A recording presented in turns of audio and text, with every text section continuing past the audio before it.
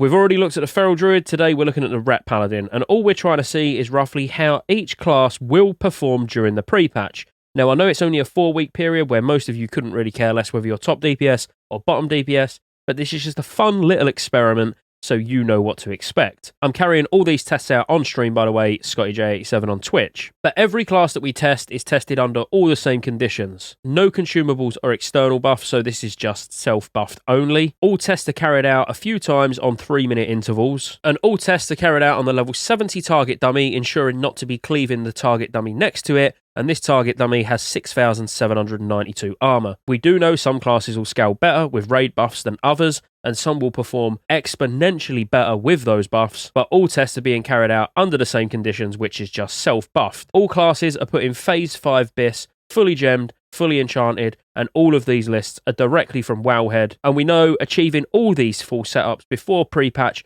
depending on your guild's progress, could be difficult. For the Ret Paladin in particular, due to the big brain rets that were in the stream, we're using a 1-button cast sequence macro. This just saved me time setting bars up, getting to grips with the rotation. I was assured that this macro on screen will perform equally to anybody who's actually manually doing the rotation. Feel free to argue that in the comments, I don't know. It's just what I was told. So as you can see, the sustained damage with Seal of Vengeance on is actually very, very good. To put this into perspective, we've not actually released the Warrior video yet, but the Warrior hovers around 2 to 2.1k, that is with glaives or with dual KJ weapons. So the Ret Paladin in a self-buff situation is actually miles above that, and only needing to press 1 button. We tested 3 different setups for the Paladin, and by setup, the only thing that changes is the seal. But we tried Seal of Vengeance, which was the best sustained damage over the course of a few minutes, and we tried this multiple times.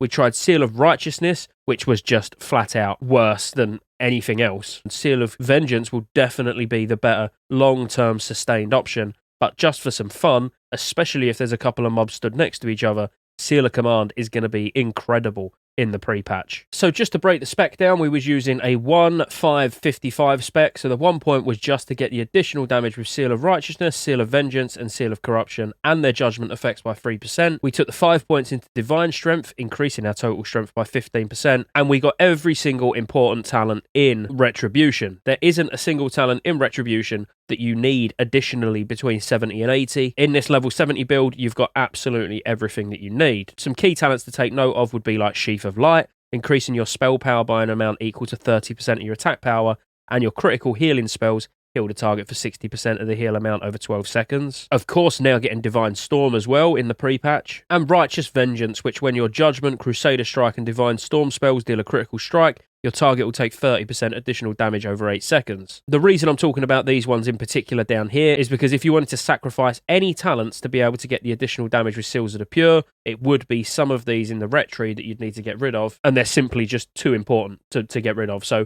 reducing that seal damage a little bit, we found the best way. So when we was using Seal of Vengeance, the DPS was hovering around 2.3 to 2.5k. The sustained was very, very good and absolutely no issues with mana at all. And you've got to take into consideration here that we are only self-buffed. But the DPS rarely changed. It hovered between 2.3 and 2.4, but we'll say it was capping out around 2.5. So as a happy medium, we'll say 2.4k. Seal of Vengeance. When we tried Seal of Righteousness, it was a noticeable DPS drop, hovering now around 2k, dipping as low as 1.8 and probably peaking as high as 2.1. But ultimately, after some short tests with Seal of Righteousness, Vengeance just won out in every scenario. And finally, without a doubt, the most fun one we tested with was Seal of Command. But due to the way Seal of Command now works in pre-patch, where all melee attacks deal additional holy damage, and when used with attacks or abilities that strike a single target, this additional holy damage will strike up to 2 additional targets, this just becomes an absolute beast for cleave. Like,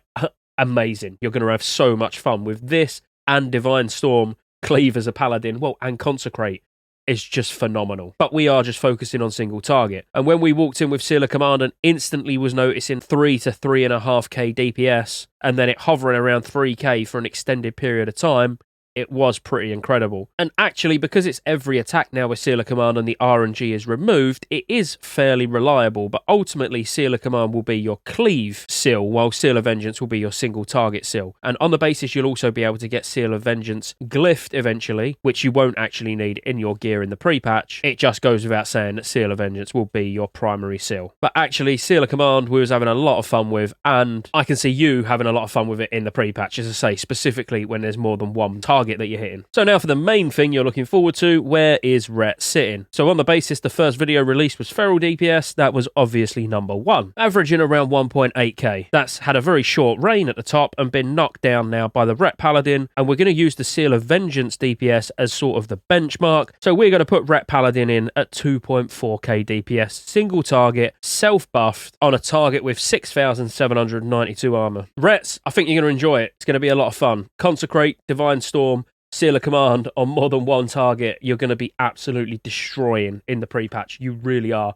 So this is a lot better news for you than it was for the Ferals in the last video, because ultimately Ferals a little bit lackluster in the pre-patch due to not having Savage Roar. Rets, on the other hand, you've got pretty much everything you need. You've got your level 80 toolkit at level 70, so happy days. Keep getting that gear, and in the pre-patch, you're going to be pumping. Be sure to like, subscribe. You don't want to miss any of these videos. We're testing every single spec. Warrior's going to come out tomorrow, alongside some tier 7 BIS lists as well, which are going to be basically additional videos. I'm going to try and get a couple of those out a week on top of the other videos that are coming anyway. And yes, I've got a filthy cold, so I'm going to go and lay back down now. But roll the outro. There's lots of ways you can support the channel to keep me here putting out World of Warcraft content and covering all future MMOs. Consider joining the channel as a member. You get access to emotes, everyone will know you're a member when you comment on future videos because you get a nice icon next to your name, and you get access to members-only videos, which I'll be putting a lot of on the channel throughout the year. Additionally, there's a Patreon link in the description as well. Thank you for watching all the way to the end, and I'll see you on the next one.